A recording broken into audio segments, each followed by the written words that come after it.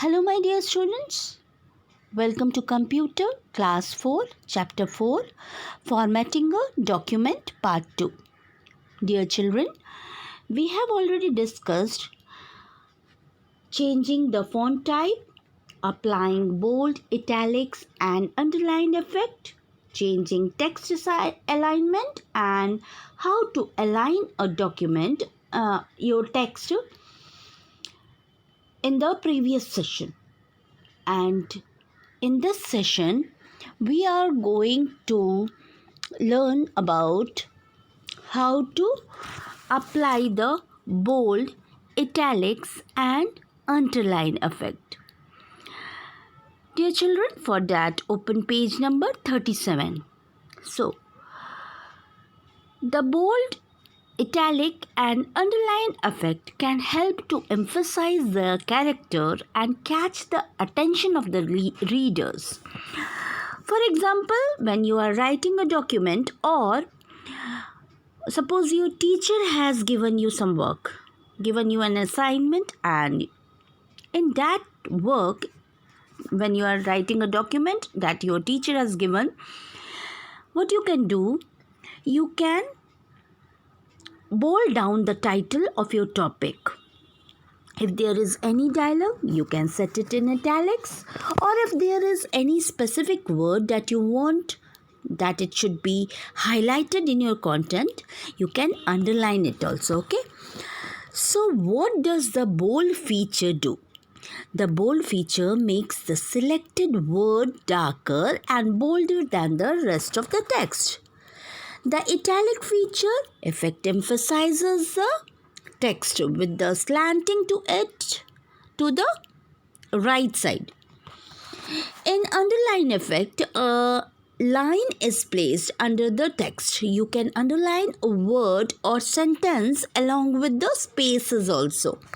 Now, to apply any font style effect, you have to select the text, then click on B or U or I, which represent the bold, italic, and underline on the home tab.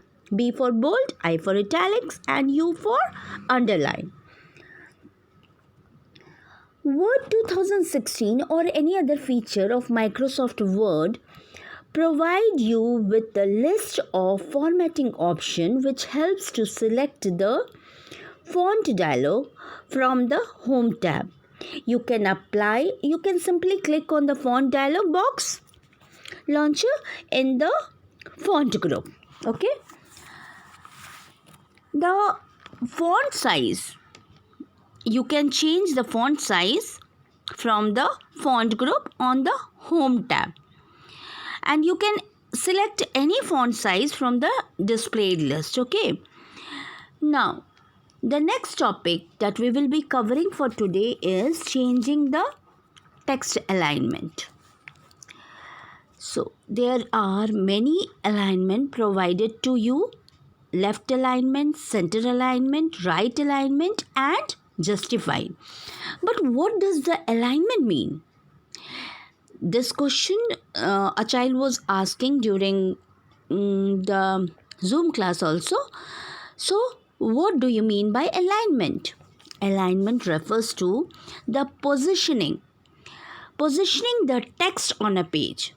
For example, if you want your document to be left aligned, if you want your text to be left aligned, the content will move to the left hand side, and similarly if you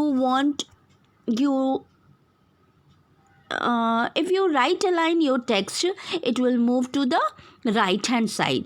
But if you justify it, the text will evenly be between left and right margin.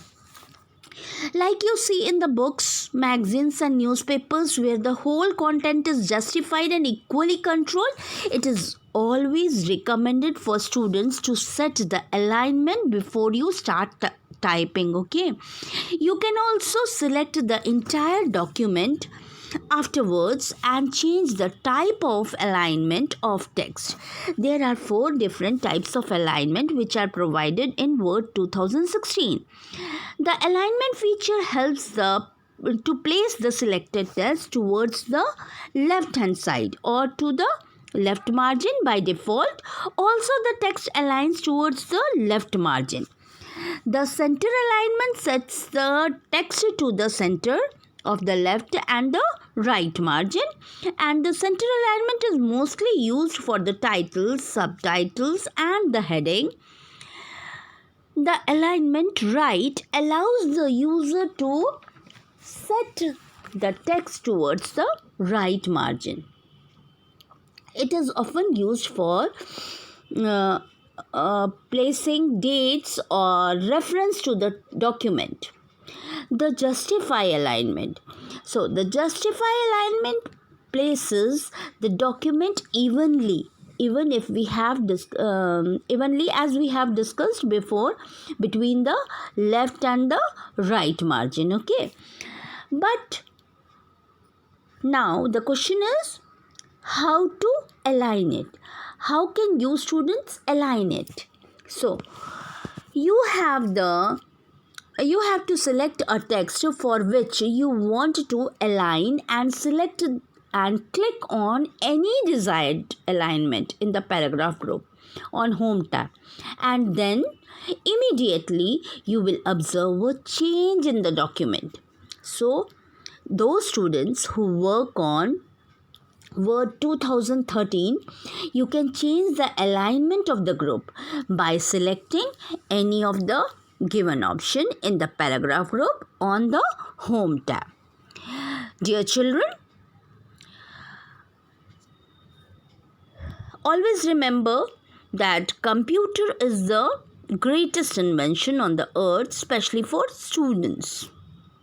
Okay, now go through the chapter well and read the chapter from the starting itself and do the practical work.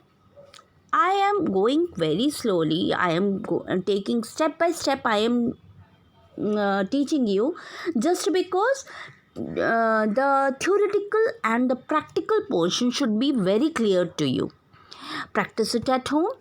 Type a document on Word and then practice it. Practice the alignment and the change that you can make after studying the chapter. Okay, go through the chapter well, and if there is any problem, I will clear your doubts during the Zoom class or in the next session again. Okay, thank you. Stay fit, stay well.